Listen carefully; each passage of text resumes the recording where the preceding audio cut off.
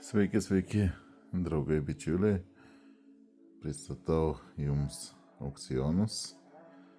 Naktinis darbas, žodžiu.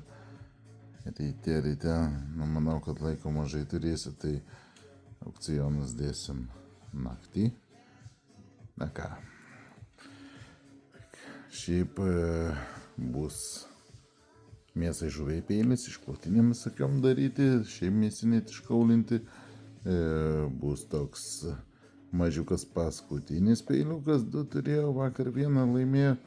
Šiandien dėsiu paskutinį, tikrai faini peiliukai yra smagus. Bus didesnis dar vienas, kurio nedėjau, bet irgi toks parankinis aš jūs vadinu. Toks jau galim ir ant lentutės papjaustyti, bet labai smagus. Labai vienas galingiausių, geriausių žirklų bus kulinarinis, tiksliau sakant, žuviai vištienai karpyti. Na ir ką įdėsiu, bet aš nežinau, ar jūs bandysit jį laimėti ar ne. Man įdomu, pažiūrėti bus. Tai čia apie ką aš dažnai pasakodavau, apie tokį peiliuką, kurį turiu. Tai atrestauravęs, japonas, rimtas peiliukas, be galo rimtas. Čia truputį kažkas buvo papjauta, tai tik tai nešvarumai likę. Bandėm, gal mugiai rodžiau, kaip idealiai įspjauna. Na čia kaina lieka, ne aukcionam. Tai važiuokit, kas ant jo yra, matote? Tai yra krizantema.